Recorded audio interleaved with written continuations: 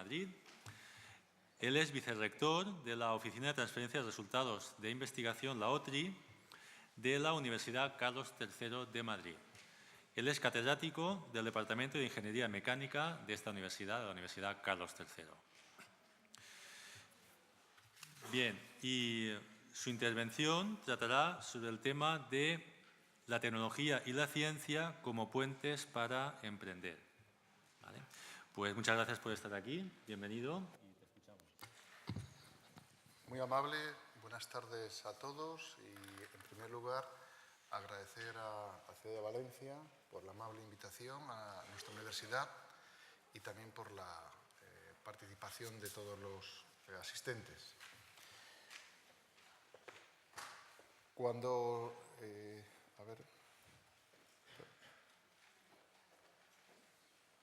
a ver si soy capaz de abrir este documento.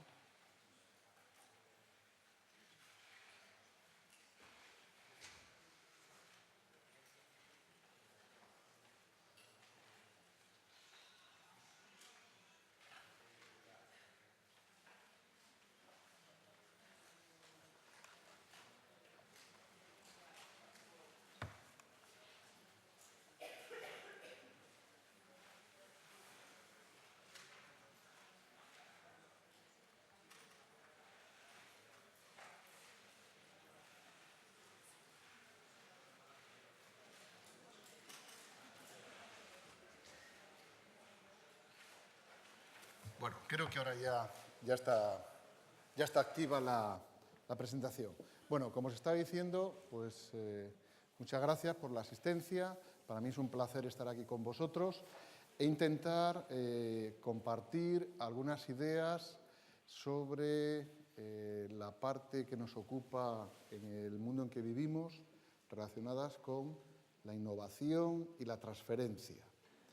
En general y en particular, ya hablando que estamos en un entorno universitario, la innovación y la transferencia en la universidad.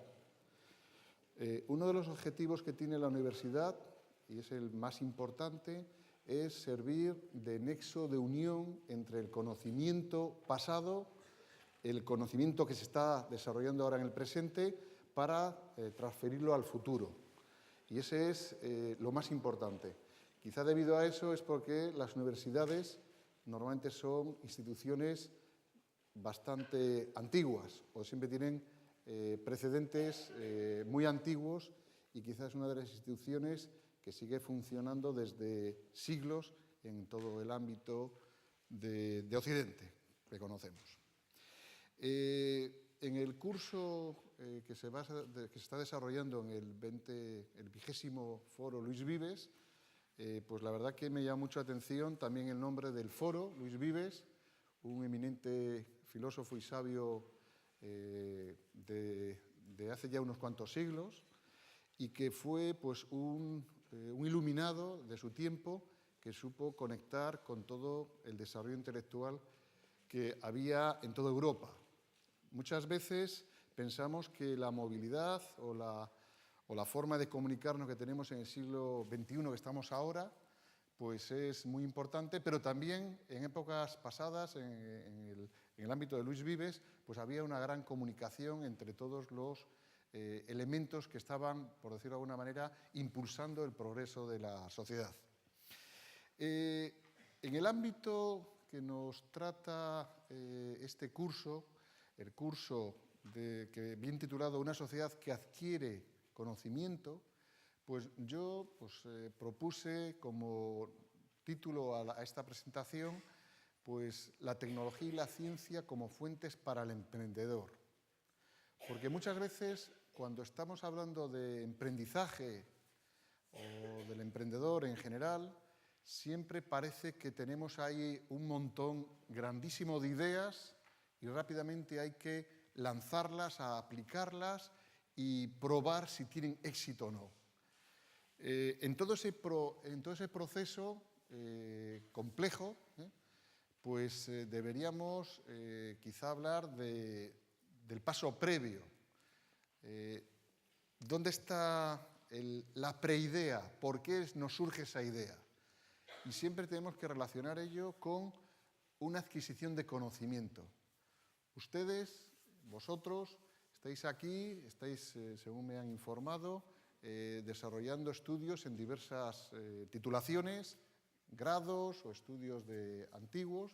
En mayoría me imagino que estaréis ya en los grados o en másters, y estáis adquiriendo unos conocimientos que los cuales os van a permitir a continuación, cuando acabéis esas titulaciones, poder conectar de nuevo con la sociedad y devolver ese conocimiento adquirido en forma de nuevo crecimiento personal vuestro, pero también un incremento del conocimiento y producción y eficacia de la sociedad.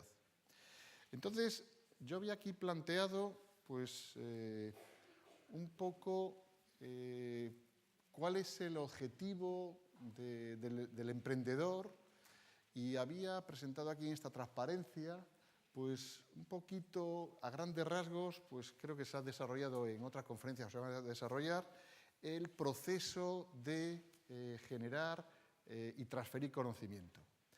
Dentro de la universidad, y eso tiene que quedar también muy claro a partir de ahora, aunque ya es bien conocido por vosotros, la universidad está sufriendo unos cambios muy importantes.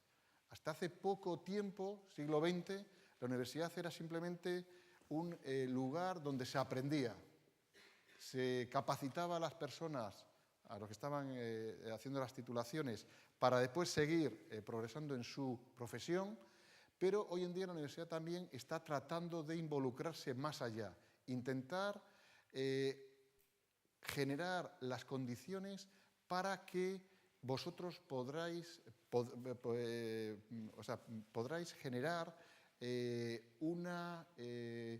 un desarrollo no solamente de tipo asalariado, sino también de tipo emprendedor. Yo sé que estas palabras muchas veces, cuando uno está estudiando, pues suenan un poco demasiado en el futuro, pero muchos de vosotros, si estáis acabando, pues vais a tener a la vuelta de la esquina que enfrentaros con este paradigma, ¿no? La idea un poquito que pongo en esta transparencia, lo que está haciendo la universidad, en el caso de la Universidad Carlos III de Madrid, que es la que yo me voy a ceñir más, pero yo creo que en general todas las universidades tienen este tipo de instrumentos de transferencia de conocimiento, pues lo que estamos intentando es, como bien pone ahí, apoyar y difundir la cultura del emprendedor. De alguna manera, yo creo que cualquiera de vosotros que tenga una capacidad, una potencialidad para emprender nuevos desarrollos hasta ahora o muy poco conocidos o nuevos que se os ocurran, deberían ser acogidos por la universidad y no ser desperdiciados, simplemente a la aventura de lo que pase fuera del ambiente universitario. Nosotros, ahí lo que nosotros llamamos potenciar y fomentar la creación de EBTs, claro, la universidad no se va a poner a potenciar capacidades fuera de su ámbito. Aquí nosotros nos centramos en lo que denominamos las EBTs, las empresas de base tecnológica. Es decir, lo que se está generando en la universidad, lo que se está transfiriendo, lo que se pueda transferir, eso es lo que hay que incentivar. Es decir, un estudiante que está trabajando en una tecnología, que está aprendiendo una tecnología avanzada, pues la universidad debería intentar no esperar a que alguien fuera del circuito universitario sea el que utilice esa tecnología. Parece mucho más fácil que esa tecnología que se está generando en la universidad se pueda lanzar desde el ámbito universitario y apoyarlo. Eso es lo importante. ¿De acuerdo? Por otro lado, tenemos ahí también, en la tercera línea, aplicar nuevas fórmulas de apoyo al empleo y a la transferencia de tecnología. Muchas veces la transferencia queda simplemente en una gran palabra, transferencia. Pero la universidad también lo que quiere es dar instrumentos que puedan ayudar a ese estudiante emprendedor o a ese, muchas veces a lo mejor me refiero al estudiante, a ese grupo de estudiantes que tienen capacidad de emprender para hacer que ese arranque no sea traumático. Muchas veces uno tiene experiencia en su ambiente donde uno se desarrolla, que cuando se habla de emprender, eso suena a algo distante y muchas veces muy costoso y sacrificado. Pues para eso tiene que estar la universidad generando estos instrumentos que habitualmente, por lo menos en el ámbito de la Universidad Carlos III y también por lo que me han comentado los compañeros aquí de la Universidad de Valencia, de las universidades de Valencia, pues están los parques científicos, que es donde el entorno donde van a ser capaces de apoyar toda esa cultura. Fijaos que ya en cuanto a participantes y proyectos, ahí hemos hablado de alumnos y antiguos alumnos, o sea, la universidad tiene que tener un colectivo que no solamente son los alumnos actuales, sino antiguos alumnos que pueden ser siempre asociados a este vector de emprendedurismo. Y luego también es importante, y lo estaba yo comentando hace un momento, no solamente se refiere a un alumno, a una idea, sino también a equipos. Muchas veces nosotros cuando estamos trabajando en la universidad, pues descuidamos la idea de trabajo en equipo. Muchas veces uno está siempre ante su problema, su asignatura, ante sus exámenes, y muchas veces en la universidad falta esa llamada al trabajo en equipo. Yo que trabajo en el ámbito de la ingeniería, quizá a lo mejor hace 20, 30, 40 años, sí, un ingeniero o un técnico podía montar una empresa individual, un gabinete de ingeniería, y él solo lanzarse a desarrollar proyectos. Hoy eso, en el siglo XXI, es imposible. Cualquier proyecto de ingeniería tiene que ser, es imposible abarcarlo una única persona. Tiene que haber un equipo de empresa o una suma de empresas que se puedan asociar para poder abarcar ese proyecto. Entonces eso es muy importante, la cultura de trabajo en equipo. Por otro lado, otro asunto también muy importante es, y sobre todo, quizá yo voy a particularizar un poquito en mi campo, pero lo deberéis hacer vosotros en el mismo ámbito. Muchas veces tenemos grandes ideas de nuestro ámbito de estudio, de trabajo, de desarrollo científico-técnico, pero muchas veces son avanzadas a su tiempo. Yo recuerdo hace algún tiempo estuvimos analizando, por ejemplo, el asunto de las impresoras láser, que hoy en día todo el mundo las tiene. Las impresoras láser, lo que era el desarrollo, la patente, es del siglo XX, de los años, creo que eran los años 20. Pero hasta los años 90 no se pudo hacer una impresora láser. Y simplemente porque esa patente, que era una idea muy clara, no tenía el apoyo material pues, de las tintas correspondientes que tenían las características para que funcionara. Con lo cual, muchas veces, grandes ideas se quedan colgadas en el aire simplemente porque no hay viabilidad técnica y también, podríamos casi poner ahí también, económica. Uno puede tener viabilidad técnica, pero de repente esa impresora, por decir un ejemplo, láser, es imposible que sea un producto de comercialización sencilla o que pueda acceder a una escala razonable para que tenga un rendimiento económico, ¿vale? Esto también, por ejemplo, otro ejemplo también muy claro es, por ejemplo, el vehículo eléctrico, que hoy en día está tan en boga, todo el mundo está con el vehículo eléctrico. Ya sabéis vosotros, a principios del siglo XX había vehículos eléctricos, pero fueron desbancados cuando estuvo la pugna del inicio del automóvil, el motor eléctrico contra el motor térmico, el convencional que conocemos todos, pues hubo ahí una lucha. El problema es que, de repente, económicamente, el motor térmico tenía muchísimas más ventajas que el motor eléctrico, ¿eh? Y era mucho más fácil de hacer en escala, todos conocéis la forma de trabajar Ford, etcétera, etcétera, y quedó ahí desbancado. Fijaos que han debido pasar casi 100 años para que ahora estemos hablando de un vehículo eléctrico y parece que es una cosa nueva. Entonces, os dais cuenta que el coste de oportunidad también es muy importante.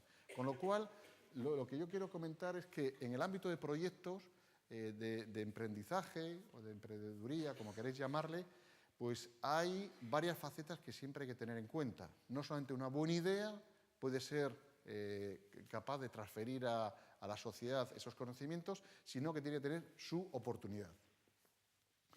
Y luego nosotros en el Parque Científico de Leganés, que es donde está ubicada la Universidad Carlos III de Madrid, pues tenemos toda una serie de protocolos para ayudar a esas ideas que cumplen una serie de requisitos para que puedan pasar a la realidad, no se quede simplemente en una propuesta. Entonces, ahí tenemos selección de ideas, ayudar en esa selección, un taller de formación de emprendedores y también pues, intentar que esos proyectos empresariales se defiendan ante un jurado técnico y económico que los evalúe, ¿vale? Entonces, un poquito estas 3 líneas que hay aquí representadas, pues es lo que se hace habitualmente en toda universidad que se precie de estar en el candelero.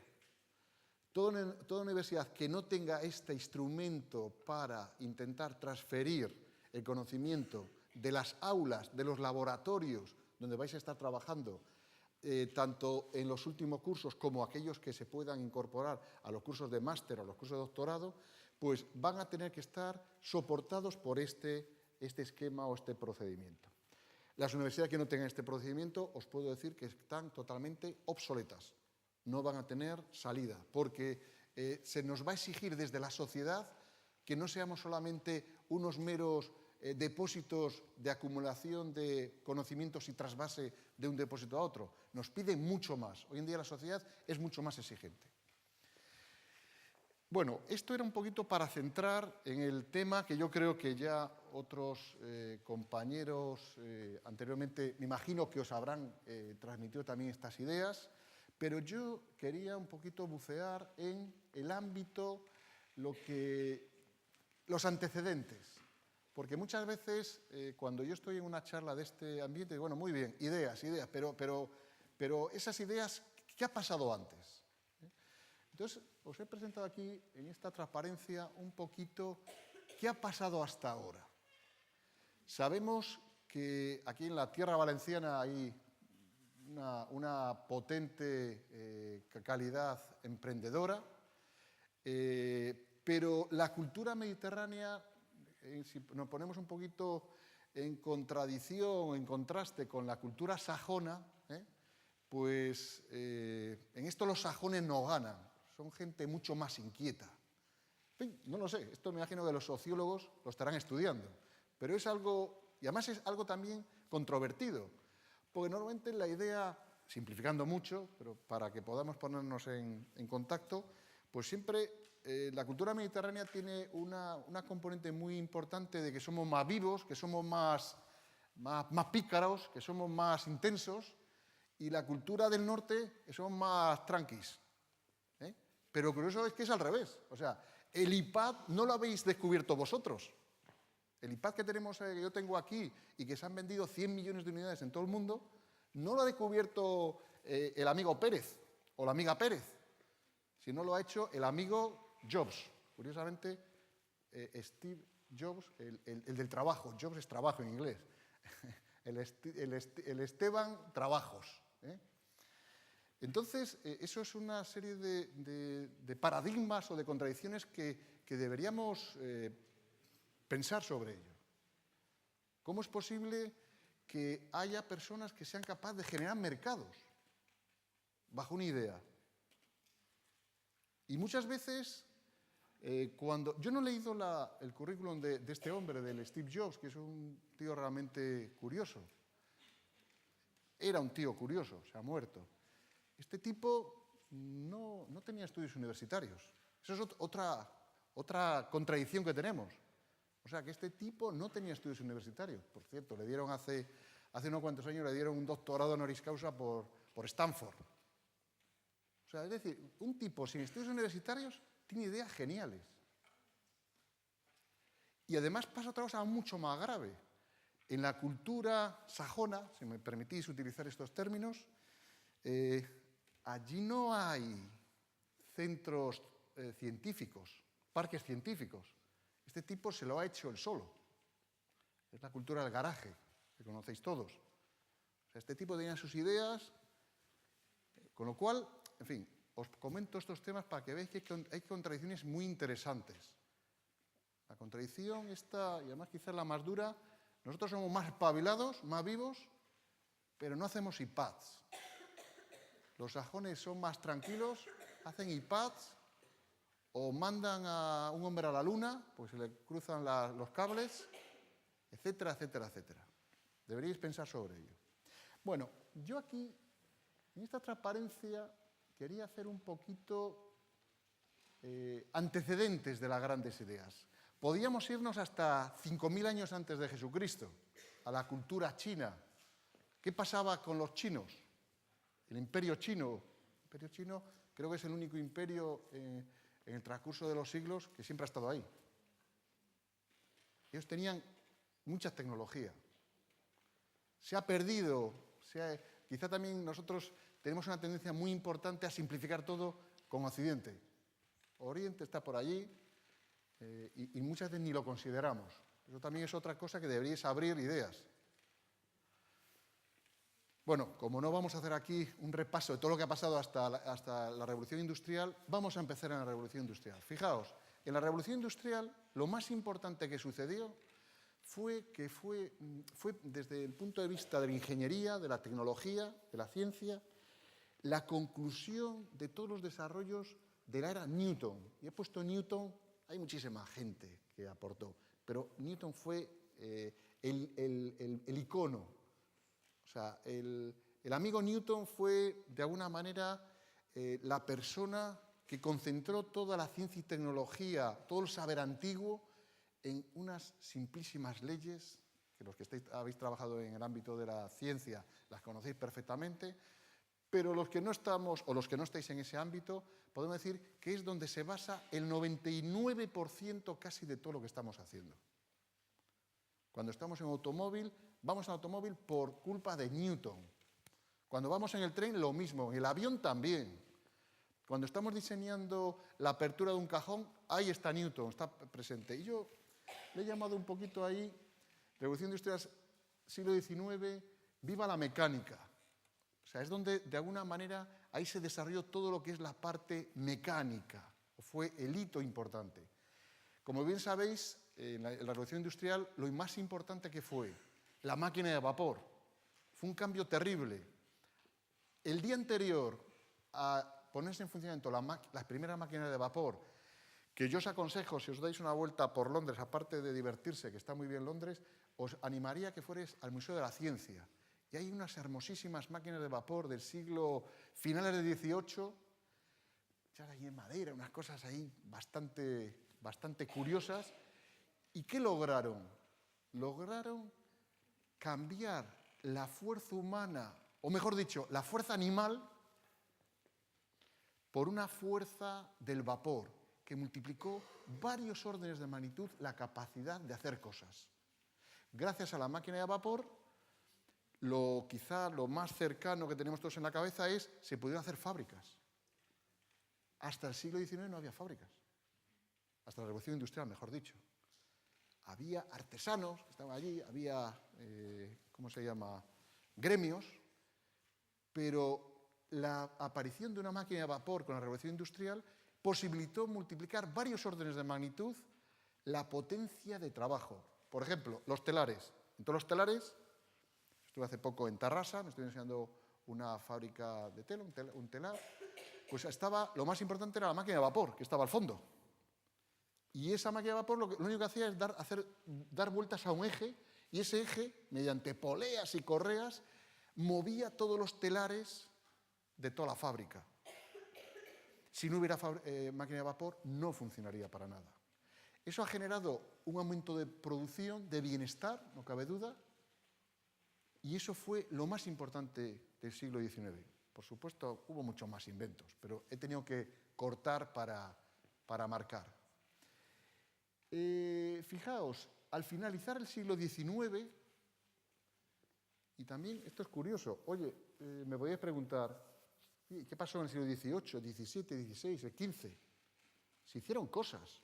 Oye, en el siglo XVI, aquí en España, había un imperio y había una concentración de poder importante. También se hicieron cosas, pero no son significativas frente a la explosión del siglo XIX, la Revolución Industrial. Aquí en las minas de Almadén, de mercurio, había máquinas de vapor elementales, porque las minas, uno de los problemas más graves que tiene, que es, hay que sacar el agua, que se filtra. Si la mina se llena de agua, no puedes extraer el cinabrio, el mercurio. ¿Y por qué se hizo todo eso? Porque sin el mercurio, el oro o las riquezas mineras de América no se podía amalgamar para separarlo de las menas.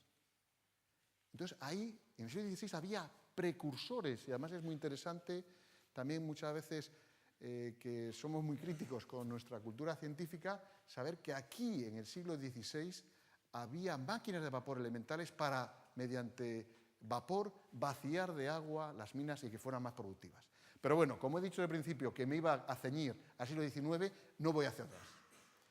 Fijaos, a continuación pongo ahí otra línea que digo, viva el electromagnetismo, o viene el electromagnetismo. Y ahí pongo, viva la eléctrica, Maxwell, Tesla y otros. Pues fijaros, a finales del siglo XIX hubo otra revolución terrible, que aún seguimos viviendo de ella. Fue, por decirlo de alguna manera, completar todo el desarrollo de Newton, la mecánica.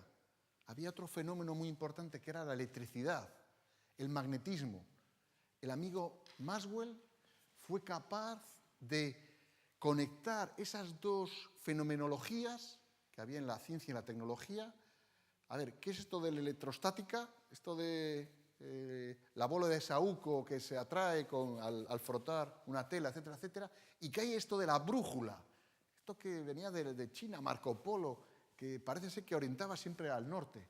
Pues este tipo le dio vueltas al asunto, por supuesto, no solo Ampère, Faraday, importantísimos científicos, y generó una forma de conectar la electricidad y el magnetismo. ¿Y qué generó? El motor eléctrico. De eso he puesto ya Tesla, porque me parece que este año o el año pasado fue el año de Tesla. Tesla fue, por eso la unidad de magnetismo se llama Tesla, fue un tipo que curiosamente tampoco era universitario. Un tipo que le dio vueltas a la pelota y generó motores eléctricos. Y eso ya era terrible, porque ahora me diré, bueno, ¿y qué diferencia entre un motor eléctrico y una máquina de vapor? Pues muy importante. La máquina de vapor tiene limitaciones, no vamos a entrar en detalles técnicos. Cuanto más potencia necesito, más grande es la central térmica. Un motor eléctrico es algo compacto y con una potencia con una densidad de potencia muy elevada. Cuando a los telares se le cambió la máquina de vapor por un motor eléctrico, vaya, prácticamente pusieron unos hermosos almacenes alrededor de todo el volumen que sobraba. De repente hubo un salto cualitativo que era, podemos tener una forma de transmitir energía, de generar y producir energía muy compacta y de altísima potencia. Esto también fue un salto muy importante. Pero fijaros que eso generó, he puesto un poco la marca de motor eléctrico, pero generó también el alumbrado. Hasta que no empezó un poco el tinglado de la energía eléctrica, en las noches de Londres y en las noches de Madrid o de Valencia, había unas poquitas lámparas de gas que aquello no funcionaba. A partir de ahí hubo un cambio también cualitativo en el tema de iluminación, o sea, un campo nuevo. También se generó o se inició ahí, fueron los precursores de las comunicaciones. Todos tenéis en la cabeza la radio, la conexión de información a grandes distancias y con un coste mínimo, lo cual fue otro punto muy interesante. Claro, si os dais cuenta, estos dos ítems que os he puesto, por decir Newton y Maxwell, suena a grandes sabios, gente singular. Bueno, pues a lo mejor fue la mayor concentración o estuvieron en el sitio oportuno en el momento adecuado. Sigamos. Ya nos metemos en el siglo XX y aquí podemos empezar con otro sabio, porque he intentado coger personas dentro de la ciencia y tecnología, iconos, referencias que toda persona que está en la universidad tiene que conocerlos. El amigo Einstein. Y he puesto también, me he intentado ceñir a un tema de mecánico, de energía. He puesto ahí energía igual a masa por la velocidad de la luz al cuadrado, la fórmula que todos tenemos en la cabeza, aunque Einstein hizo muchísimas cosas. Pero esto ya es el tercer salto.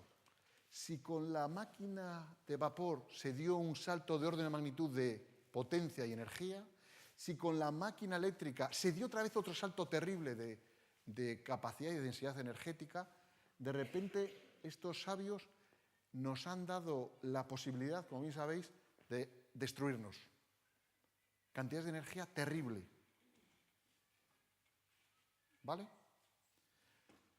Y hasta ahora no se ha generado, bajo los conceptos y desarrollo que hicieron estos grupos de sabios, ninguna otra forma de generar energía de mayor capacidad. Aquí no entramos, podríamos aquí tener otra charla, pero yo no sería el más adecuado para hablar de esto, por desconocimiento, de temas de seguridad, etcétera, etcétera, etcétera. Pero hay que puntearlo ahí. Fijaos, ya como cuarta línea, os quería también comentar como antecedentes de la transferencia científico-técnica, pues algo que muchas veces queda o pasa muy desapercibido, que es la electrónica. Y os he puesto ahí, genera miniaturización y eficiencia. De repente, podríamos decir, por ejemplo, en los años 40, también para que sea cercano a vosotros y creo por lo menos conocido, sabéis que había problemas de proceso de información de las cifras, años 40, Segunda Guerra Mundial. Desgraciadamente siempre hay grandes avances cuando hay guerras, desastre, pero es así, es objetivamente lo que hay. Necesitaban procesar cifras y se desarrollaron máquinas para procesar información y descifrar. No entramos en ello. Todo ello se hacía con válvulas. No sé si vosotros os acordáis, vosotros sois muy jóvenes, pero la electrónica, cuando yo era joven, los equipos de música eran de válvulas, no eran de electrónica, no eran iPods, como tenéis todos vosotros ahora. Eran unos cacharros con una valvulilla que eran unas bombillitas, pero aquello funcionaba. Pero eran unos cacharros hermosos, gastones y muy poco eficientes. Bueno, pues os puedo decir que los desarrollos que se hicieron en los años, prácticamente peleando con Einstein, en los siguientes años, el amigo Planck y otros, muchos otros, desarrollaron la teoría cuántica que permitió otro salto cualitativo terrible, que es, permitió desarrollar componentes electrónicos basados en la teoría cuántica y producir una terrible transferencia de tecnología desde la universidad a las empresas para procurar miniaturizar todos los elementos de los circuitos electrónicos o eléctricos. Ya hay una diferencia clara entre eléctrico y electrónico, está todo mezclado. Y además, claro, esto no fue instantáneo. Se colapsó todo este desarrollo en los años 60 con el proyecto Apolo de los americanos, que fueron quizá la referencia más importante. Y debido a necesidades, fueron capaces de generar lo que ahora todos tenéis en vuestras manos, calculadoras, ordenadores, por un problema de hacer mínimo el volumen, peso, gasto de energía de los circuitos electrónicos de proceso, porque, claro, 1 kilogramo que hay que subirlo al espacio es muy costoso energéticamente. Entonces, ese cambio tan terrible, ese impulso científico-técnico que procuró la teoría cuántica, que muchas veces nos olvidamos de ella, que es la que permite o explica o nos permite mejorar el funcionamiento de los transistores, de los chips, al final de la jornada, ha sido un avance y ha generado una transferencia de tecnología terrible. ¿vale? Y casi en estos 4 primeros puntos, pues casi podemos decir que a partir de ahí sí ha habido avances, pero son avances no de la importancia de estos 4. Os he hecho también una simplificación muy burda, pero creo que es muy interesante ver los hitos fundamentales de los generadores o antecedentes de la transferencia de tecnología o los que fueron en antaño. Y ahora tenemos la sociedad ha cambiado, hay una importantísima gama de personas que están trabajando en ámbitos cada vez culturales, científicos y tecnológicos. El conocimiento está mucho más al alcance de la sociedad y ahora hay un goteo todos los días de nuevos desarrollos, fenómenos, inventos en que están trabajando. Por ejemplo, para dejar también algo ahí en el futuro, os puedo decir que ahora hay grupos muy importantes de tecnólogos que están trabajando, por ejemplo, en cómo viajar en el tiempo.